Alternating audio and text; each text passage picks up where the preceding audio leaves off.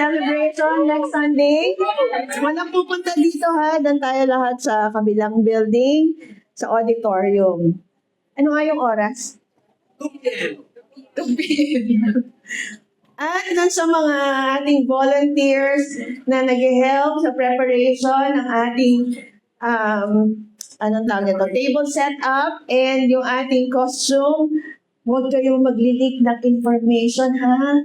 Pag may nagtanong sa inyo, anong gagawin ninyo sa 12:30? Okay, walang magsasabi. Malupit ang bantay, okay? So bring someone with you, bring your friends, your family, and let us celebrate the goodness and faithfulness of the Lord. Amen? Walang mawawala sa Sunday, okay? Amen. At syempre, last Sunday, we would like to say thank you sa lahat ng inyong mga pa-effect ninyo ng Sunday. Hindi na pigilan ni Pastor Henry na sa'yo umiyak. Pinabura ko na yung picture ng mga sobrang bigay na bigay yung iyak ni Pastor Henry. Overwhelmed po. Kaya lang nung video may lumabas pa din. We're so blessed. We're so thankful. Alam nyo, nung in-honor nyo kami nung Sunday, nice naming sabihin sa inyong lahat, mas yung pag-honor namin sa inyo. Because you have been faithfully serving, co-laboring with us sa gawain ng Panginoon. You have stayed in spite of it all. Wow! Kaya naman, proud na proud kami sa inyong lahat. Amen? Amen. Tagos sa puso yung mga Alam nyo, ako personally, lahat ng mga love letters na natanggap ko from our congregation, hindi ko talaga tinatapon. Magmula pa dun sa orchard meeting point, sa cottage, tapos napunta tayo dito, yung mga love letters ninyo, kahit maliliit na papel lang na parang basura na, nakatabi yun sa akin. Hindi ko nga alam paano namin i-frame. Huwag na namin i-frame yung mga binigay ninyong sulat. Higit pa sa mga binigay ninyong regalo, yun ang pinaka-priceless para sa amin. Yun yung mga pasasalamat. Amen? Huwag na tayo mag-iyakan. Tapos na yun ng Sunday. Namamatay yung aking Okay, so now, we will move sa ating message for today. Alam niyo na bless ako sa Panginoon sa pag-download niya ng kanyang word for all of us. I believe this is a timely message. And alam kong marami sa atin ang makaka-relate, marami sa atin ang matutuwa, marami sa atin ang may encourage, kasi napakasarap maglingkod sa Panginoon. Amen. Diba? Yes. Amen? Amen. Yung nagpapakakuba ka lang para sa tao, minsan hindi pa nga mapansin ng amo mo. Na ultimo yung kisame, lilinisan mo. Ang napansin niya yung dumi sa sahig. Diba? Hindi nga ma-appreciate. Hindi tayo minsan ma-appreciate kahit ng ating mga mahal sa buhay. Ating mga anak. Nabawasan lang ng konti yung pinadala mo. Parang ay laki-laki na, parang nagkulang ka na sa buong buhay nila. Diba? Pero yung paglilingkod natin sa Panginoon, napakasarap. Kasi alam natin na ang ating Diyos ay mabuti. Amen? Kung meron man tayong mga bagay na pinagpapasalamat sa ating buhay, yan yung walang iba, kundi dahil mabuti ang ating Panginoon. Amen? Amen. Parang hindi ako convinced sa amen ninyo na mabuti siya. Amen! Panindigan ng amen ang mga taong nakaranas ng kabutihan ng Panginoon. Yan, ganyan mag-amen, di yung amen. Parang masabi lang na nag-amen. Sa buhay natin, bago tayo magsimula, let's pray. Lord, we acknowledge your presence in our midst. Salamat, Panginoon, sa iyong matamis na presensya sa amin. And alam ko, Panginoon, naririto ka pagkat meron kang gagawin sa amin. So Lord, open our hearts, maging mataba at malambot na lupa ang aming mga puso, tanggapin ang iyong mga salita. Open our ears so that we may hear clearly. Give us Lord, listening ears, listen with understanding, Lord Jesus. And Lord, I pray that you also open our eyes so that we will only see you, nothing else, no one else. In Jesus' name, amen. Praise the Lord. You know, ang tao, marami tayong mga kinatatakutan. Tama? Sino dito yung may takot sa isda? Ay, sa isda. Sa ahas. Takot ako sa ahas. Wag niyo talaga ang papakitaan yan at baka mahimatay ako. Merong takot sa ipis. Di ba, hindi lumaki sa Pilipinas. Merong mga takot sa asawa. Ay, hindi, wala yun. Pero merong, alam niyo ba, isa sa, I think we all have in common, yung takot natin na pag nawala tayo dito sa mundo, ay madali lang tayong makalimutan ng mga taong pinahalagahan at mahal natin. Diba? Kaya sabi ko, pero kung namatay, hindi ka na pwede mag-asawa, ha? Kapag biglang mag-asawa to, diba? Nafe-feel niyo ba yan minsan? Natatakot kayo? Na baka pag nawala ako sa mundo, kinalimutan na ako ng mga mahal ko sa buhay.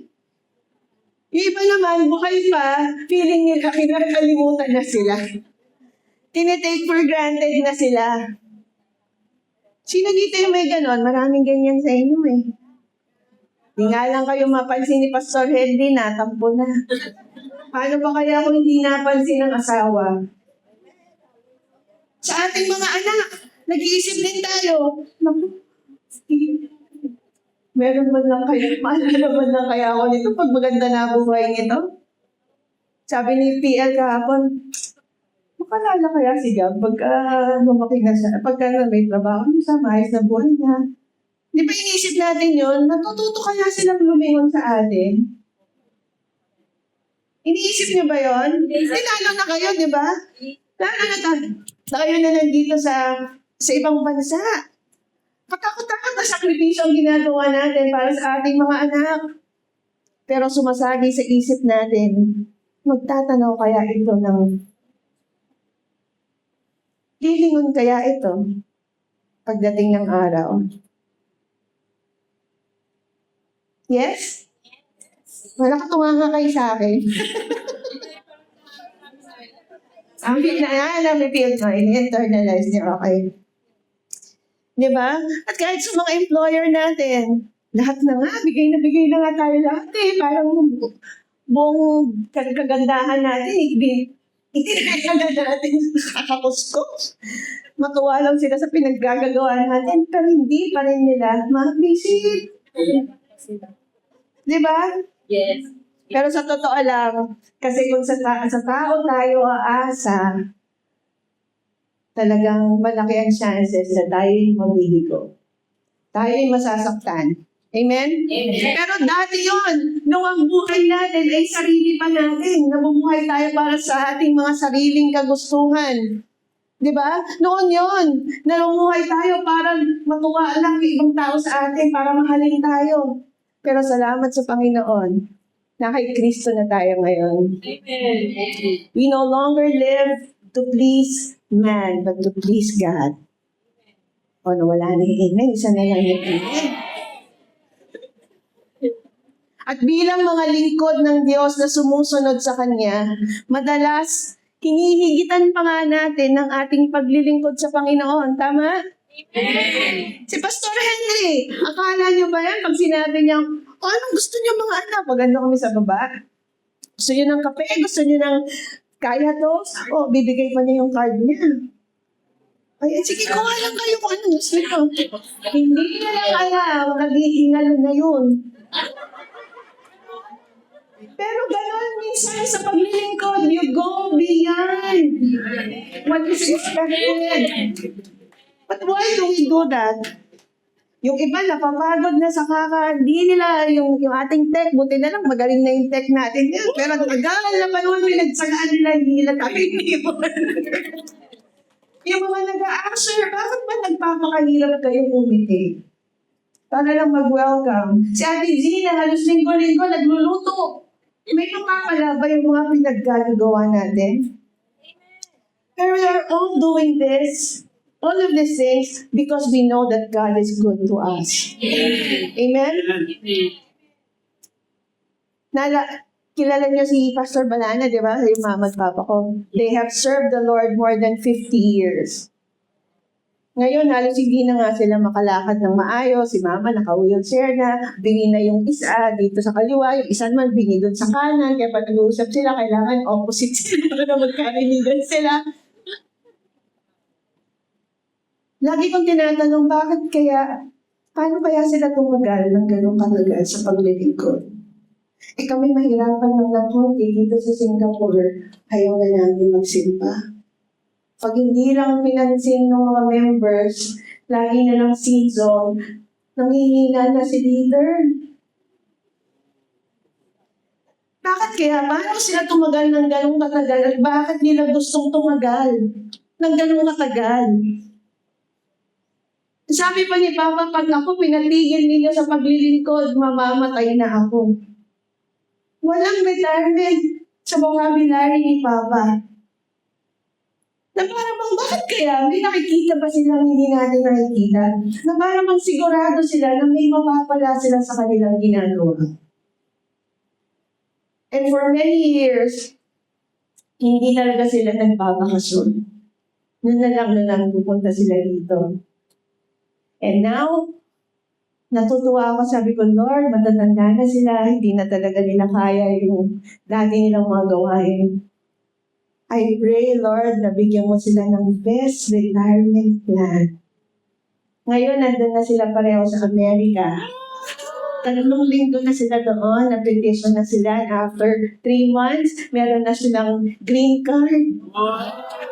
Stateside na sila. Na para bang alam nila that God will reward their labor for Him. And so today, kung tayo'y naglilingkod sa Panginoon ngayon, maaaring nakakaramdam tayo ng pagod, ng pag-iisip, pagdadalawang isip, tama ba na nag-yes ako, sabi ni Pastor Sheila, na ako'y magpapastog na. Ni Pastora Imelda. Patayin nga natin. I would like to tell you that Sheila and Imelda are now our pastors. Also, they're no longer intern pastors, but Pastor Imelda, you may now call them Pastor Imelda, Pastor Sheila.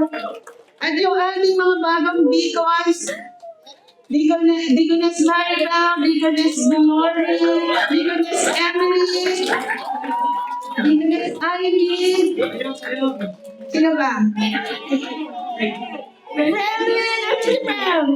Hindi ko kasi nakikita. Ayun. Kayo. Hindi na sila group leaders lamang, but they are now deaconess. So makita sa inyo pa kung yung respeto ninyo sa kanila, ha? Praise the Lord. Nakaka-proud. Pero minsan, nakakapagod. Nakakaiyak, Lord. Ang hirap naman maglingkod sa Panginoon. But today, the Lord wants to refresh us, to encourage us that our labor for God is not in vain. Amen. Amen. So the title of our message is The God Who Remembers. Wow. Siya ang Diyos na nagsabing, kakalimutan ko na lahat ng iyong mga kasalanan, past, present, and future. I will remember your sins no more. But He is also the God who remembers every effort you put for God. Amen. Amen? Parang hindi kayo convinced. Nais ng Panginoon na sabihin sa inyo, kayo na mga nag-yes, kayo na mga naglilingkod sa Panginoon, kahit kayo lang ay nag-a-usher, walang lang kay Lord, kayo ay nasa tech, hindi yan lang sa paningin ng Panginoon, kayo ay nagluluto palagi, naglilinis, prayer warriors, hindi yan lang sa paningin ng Panginoon. God sees every effort you put for God. Amen? And God wants you to know that He's not only a good Father, but He's also an excellent Master. Kung tayo'y naglilingkod sa ang ating Panginoon na pinaglilingkuran, sisiguraduhin niya daig pa niya ang insurance na AIA pagdating sa panahon. Yung AIA, pag di ka na nakabayad, wala na lahat ng ibinigay mo. Sa Panginoon, hindi siya nakakalimot. Walang nakakaligtas na ginawa mo para sa Panginoon. Yes, number one, because God will not shortchange you. Alam niyo yung shortchange? Yung pag nagbayad ka sa jeep, walang panukli. Imbes na 50 cents ang sukli mo, sabihin, okay lang ba, 20 na lang? Shortchange. Binalik sa'yo pero kulang. God will not shortchange you. Meaning, God will not disappoint you. No matter how little, how small, or big you're doing for the Lord, God will not disappoint you. Hindi ka papabayaan ng Diyos. Kaya yung sabi natin sa Hebrews 6:10, basahin natin yung ating main verse, God is not unfair. Yung asawa natin, anak natin, employer natin, unfair lahat yan.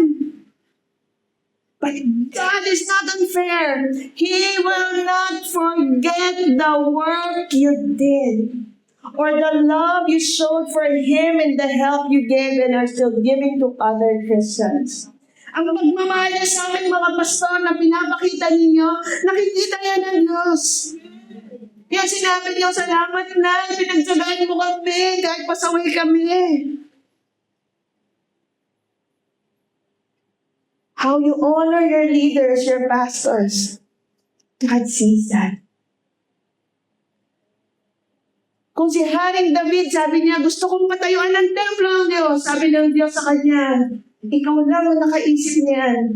Kaya ibabalik ko sa iyo, I will bless your kingdom hanggang sa huli.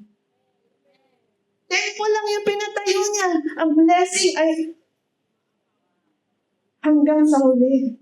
Wala na siya, pero the Lord will still bless His descendants. God will not shortchange you. Yung last money mo na, alala niyo yung widow's mite? Yung balo na nagbigay ng 2 kusing. Yun na yung huli niyang pera, pero ibinigay niya. Ano sabi ng Panginoon? Sa dinami-dami na nagbigay ng limpak-limpak na salapi. Ang pinaka-in-honor ni Lord ay yung nagbigay ng 2 kusing. Tignan niyo mga wallet ninyo ngayon. Higit pa sa 2 kusing ang laman niyan. Pustahan tayo. Pero ginigipit ninyo si Lord by not giving your tithes and offering. God sees it when you give and when you don't give. So don't expect blessings kung wala kang ini-invest. Kailan ba nagkaroon ng laman ang bangko nang hindi ka naglagay? Kailan ba nabayaran ng insurance na hindi mo binabayaran? So what do you expect from God? Amen? Amen. God will not shortchange you. Walang maliit na ginagawa para sa Panginoon ang hindi niya pagpapalain at wala namang malaking bagay. O, nagbigay ka ng 100,000 pero hindi mo naman binigay yun para, ginawa yun para kay Lord, ginawa mo yun para ikaw ay mapuri. Baliwala yun sa Panginoon. Sabi sa Romans chapter 5, verse 3 to 5, there is more to come. Amen. There is more to come. We continue to shout our praise even when we're held in with troubles. Lahat naman tayo may trouble sa buhay. Amen? Wala naman ditong chill-chill lang at walang pinagdadaanan. But we know that troubles develop passionate patience in us and how that patience in turn forges the tempered steel of virtue, keeping us alert for whatever God will do next. At sabi doon, we're never left feeling shortchanged. On the contrary, hindi nga natin wala tayong sapat na lalagyan para matanggap ang ibubuhos sa pagpapala ng Panginoon. Amen? Amen. Sabi sa Romans 5:5, sa ganitong klase ng umaasa tayo, naghihintay sa pagpapala ng Panginoon. Hindi tayo kailanman malulugi. Hindi tayo kailanman mabibitin o mauuwi sa pagkadismaya. Basahin niyo yun sa Romans 5:5 sa Tagalog. Lahat ng binibigay natin sa Panginoon, hindi mauuwi sa pagkalugi. Hindi mauuwi sa pagkadismaya at pangbibitin. Sa totoo lang, wala tayong sapat na sisidlan para saluhin lahat ng pagpapala ng Panginoon. At sinabi din sa Habakkuk chapter 2 verse 3, just be patient. Walang overdue kay Lord. Lord, overdue na yung blessing mo sa akin Walang overdue kay Lord, not even a single day, sabi doon. God will never shortchange you. Hindi kukulangin si Lord sa panukli sa'yo. So, sobrahan pa niya. Saan kayo nakakita ng bigay ng sukli? Sobra-sobra pa. Hallelujah. Ako'y pinaninindigan ko itong mga salitang ito. Pagkat totoo ito sa aming buhay. God has never shortchanged us. Kahit minsan parang nagdududa ako, but God always proves His faithfulness. Number 2, you can never outgive God. Sobra na, Lord, yung ginagawa ko sa'yo. Bakit ito lang? Hindi natin maihigitan kailanman ang ating ginagawa sa ginagawa ng Panginoon sa atin. Why? Because He is generous to the fullest. He never holds back. It is in His nature. Pagkatao niya yun, na generous siya, hindi siya kuripot, hindi Ilocano si Lord, yung mag-GI. No. Ano ba yung generous sa Tagalog? Galante si Lord. Tingnan niyo yung mga pagpapala na meron kayo ngayon. Di ba sobra-sobra? Yung pagkatapos ka ng iyong mga anak, 1, 2, 3 anak na patapos sa kolehiyo, hindi ikaw yan. Sinukuyan ni Lord ang kabutihan ng iyong ginagawa para sa Kanya. Nakabili ka ng bahay, nakapagpatayo ka ng bahay. It's not because you save money and you work hard for it. Yes, but God bless you with so much more.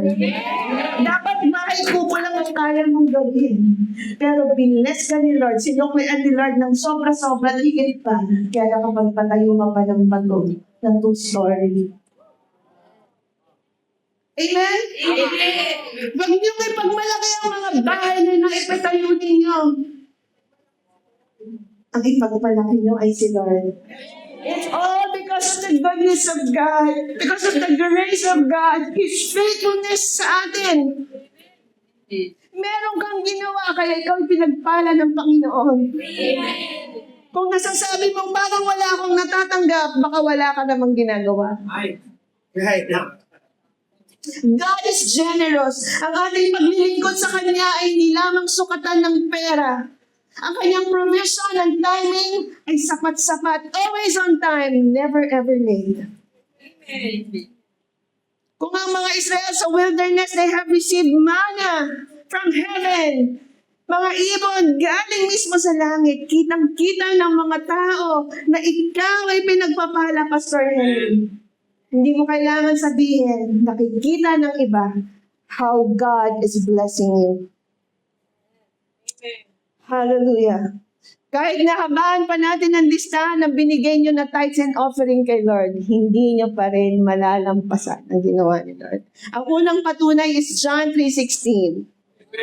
He gave His only Son. Ibinigay niya ang kaisa-isa at bugtong niya na anak para mamatay sa ating mga kasalanan. Magkaroon tayo ng daan muli papunta sa Diyos at magkaroon ng buhay na walang hanggan. Kaya ba natin gawin yon? Hindi. Doon pa lang, wala na tayong pangbayad kay Lord. Wala na tayong pangtapat kay Lord. At sabi dun sa Mark 9:41, sabi ni Jesus mismo sa mga believers, sabi nila, Pag pinapainom ninyo ng tubig ang aking mga lingkod, ginagawa niyo yun sa akin. Kaya pagpapalain ko kayo. Huwag niyo masyadong matain ang inyong mga leaders at mga pastor. Mahalin niyo sila. You honor them so that God would also honor you. Amen? We cannot outgive God. Yan ang katotohanan. When we say we cannot outgive God, yan ay invitation para sa atin na pagkatiwalaan ng ating Panginoon. Hindi tayo, namumuhay tayo, it encourages us to live generously kasi generous si Lord. Minsan nga, wala na nga rin kaming budget ni PNF, pero sa kagustuhan namin kayong ilibre ng ice lemon tea at ng bandong or ng kostesi, kosong, ano bang gusto ninyo. Because mas masaya kami na nagbibigay. Amen. Kasi si Lord masayang nagbibigay din sa amin. Namumuhay tayo ng may na malayang nagbibigay, hindi tayo natatakot na mawalan. Napakasarap nun, di ba? Kasi iba sa inyo gusto tanggap lang ng tanggap. Yan lang. Palibre ng palibre. Abay, manlibre ka naman, oy. Because of God's generosity in our lives, we can live generously dahil hindi tayo natatakot na mawalan. Because we know, we are confident that God sees everything that we do for Him. God honors it and He multiplies whatever we give to Him. Amen? Hindi mo malalagpasan ang pagbibigay ng Diyos. Hindi. Ang pagpapala ng Diyos ay hindi transaction. But it is rooted, ang pagpapala ng Diyos ay dahil sa sarili niyang pagkatao. He is a generous God. Amen? And Psalm 103, sabi, purihin ang Diyos, o kaluluwa ko, huwag kalimutan ang lahat ng kanyang kabutihan, pinatawad niya lahat ng ating mga kasalanan. Past, present, and future, pinapagaling niya tayo sa ating mga karamdaman. Ilang beses na ba tayo nagkasakit? Pero tayo'y pinapagaling ng Panginoon. Iniligtas niya tayo sa kapahamakan at pinarangalan ng pag-ibig at awa. Ang Panginoon ay maawain, mapagpala, mabagal, magalit. Buti na lang. Tayo, mabilis tayo magalit. Sagana sa kanyang pag-ibig. Kaya sabi ni King David sa Psalm 116, ano ba ang may babalik ko sa Diyos sa lahat ng ibinigay niya sa akin? Ang sagot, wala. Pagkat we can never outgive God. Amen? Hindi man ibig sabihin, wala nga kayong ibibigay. Pero magbigay kayo, hindi nyo lang kayang tapatan yung binibigay ni Lord. Amen? Pangatlo, Amen. even when we fail, God is faithful in every season. Ibig sabihin, there are times as we are following Jesus, we would fail, we would stumble, we would fall because of our weaknesses. Diba? Pumapalya pa rin naman tayo yung Pastor Henry. Nung nakaraan na, nagkukwento ko eh. Nakalimot siya, pastor siya. But God remains faithful. Our failures don't define His faithfulness. Naintindihan niyo ba yun? Ang ating kahinaan ay hindi madidiktahan ang kanyang katapatan. Amen? Amen. Andiyan po ba kayo? Parang hindi kayo natutuwa sa mga naririnig ninyo. Hindi naman talaga laging madaling maglingkod. It's not always a joy to serve. Yes? Amen, pastors? Minsan nga parang, ako Lord, ano ba itong binigay mo sa amin ng mga miyembro? Ang titigas ng pulo.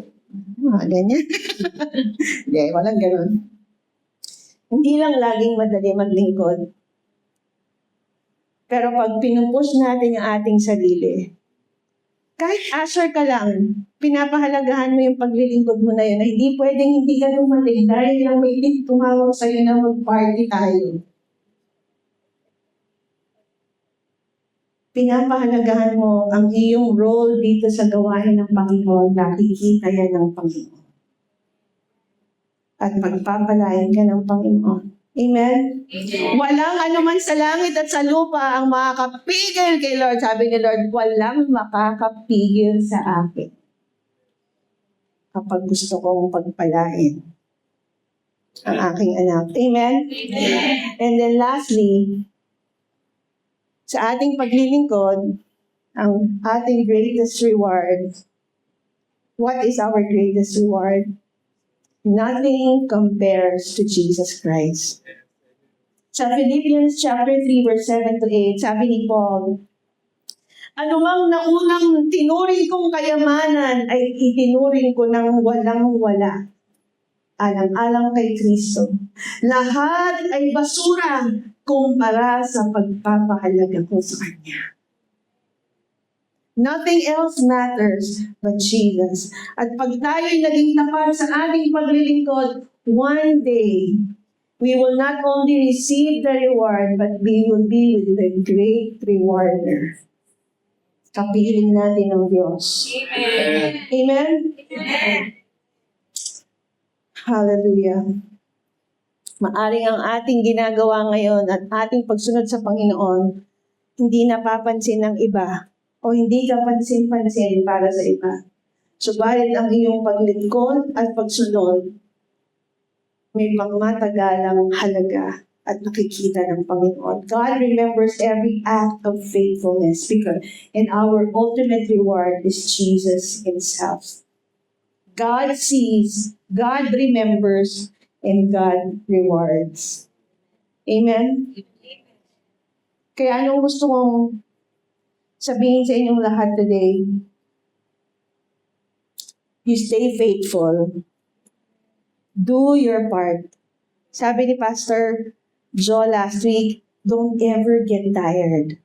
Don't quit. God will take care of the rest. God will take care of you. Yung personal testimony namin mag-asawa, parang everything na lang lagi ko sinasabi kay Pia. Alam mo talagang namamangha ako kay Lord sa ginawa niya sa atin this year. At maraming mga mabibigat na mga pagsubok. Maraming ulit tayong umiyak. Pero salamat sa Panginoon, sinuklian niya ang lahat ng iyon. Nabayaran namin in full ang kanyang hospital bills. The same month, nagbayad kami ng tuition fee ni Gab. Dito siya nag-aaral. Dito siya nagka-college. Ang kanyang tuition fee ay 35,000 Singapore dollars. But God is so faithful. May panahon na parang sabi ko, Lord, ano bang kapalit ng paglilingkod namin sa iyo? Kaya, when this message came to me last night, 10 o'clock p.m., natuwa ako sa Panginoon. Kaya kong ipaglaban ng mensaheng ito pagkat naranasan ko ito. You can never convince me that God is not a good father. Walang sino man makakapagsabi sa akin ngayon na bibiguin ka lang ng Diyos. Walang sino makakapagsabi sa akin ngayon na hindi tapat ang Panginoon. God is so faithful. Hindi namin, wala kaming pera sa bangko, yung ganong halaga na ilabas namin this year. But God provided, di ko alam saan nanggaling yung perang ito. And I know God will take care of the rest hanggang makatapos si Gab. Kaya sabi ko kay Pierre, kaya nakakahiya na magtitigil tayo sa paglilingkod sa Panginoon.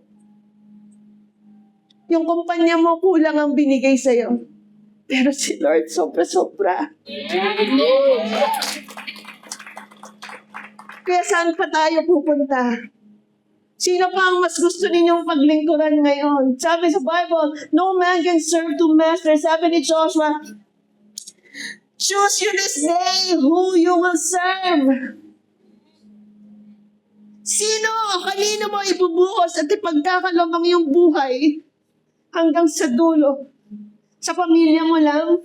Sa tingin mo ba, babalikan ka nila pagdating ng araw na wala ka nang ibibigay? Amen. Pero ang buhay na ibinigay sa Panginoon, hindi tayo bibiguin ni Lord.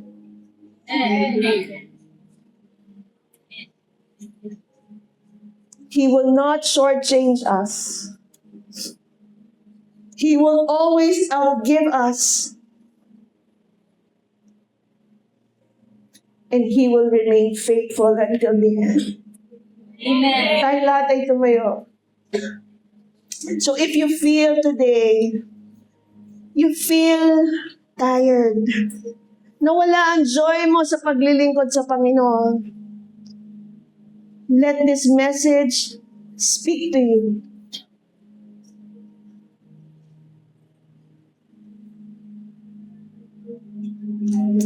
Can we sing the song for our closing?